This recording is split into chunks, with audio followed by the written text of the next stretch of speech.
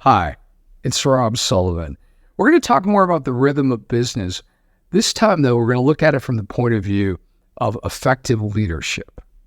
I've been doing a lot of leadership training with companies lately, and there's themes that come up over and over again. So we're going to talk about the top 5 things I want you to think about. First, as a leader, you have a choice. Are you going to be a puppet of the organization where you are just executing whatever order you've been given? Or are you going to be an advocate for your team where you factor in how the goals of the organization are impacting your team?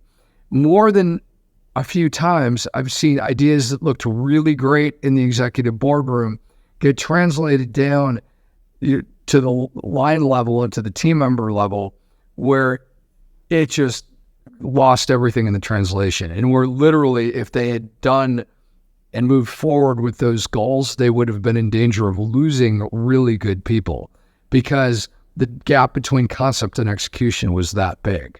Happens. Number 2, encourage initiative. The best boss I ever had was a guy named Steve Ennin. Steve had 2 rules. One of them was if you have an issue, you have to bring it up at the Monday morning meeting. Rule number 2, when you bring it up, you have to have at least one way to solve it. In other words, he didn't want whining. He wanted people who had initiative. He wanted it to make it clear that if you didn't have initiative, you weren't going to survive on his team. That was a prerequisite for being part of his organization. Love that. Third, let go of the need to do everything yourself. When I coach managers, one of the biggest sticking points I hear is that they feel they've got to solve all the problems. They get a challenge from management and they're looking to figure it out for themselves. You can inspire a lot of confidence, a lot of loyalty if you bring your team in on the decision. I mean, think about it. Most of us would rather play a role in something and at least feel like we had some semblance of control than be dictated to and told what we needed to do. And especially if it's a scenario where there is no great outcome where you have to do something and neither of the choices or none of the choices are what you're looking for or what you would hope.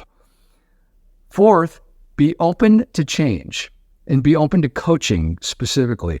Coaching, there's a myth around coaching that you only coach down, you only coach your team members, and you only coach when things go wrong. Both of those myths are absolutely not true. Be open to coaching. Good feedback can come literally from any direction, and your team members might be the ones who are sharing that with you. Last, I want you to think about a very important concept. Treating people fairly does not mean that you treat them equally. This is another source of stress for a lot of leaders, a lot of managers. The reason you're not treating them equally is because they're not equal, because they're all human beings and they have different skills. So somebody who has a readiness level where they are willing to do something but maybe not able is going to require different leadership and different management than somebody who is willing and able, or somebody who is not willing and able, or any combination of willing and able. There's a whole concept called situational leadership, and I do a lot of training in that area.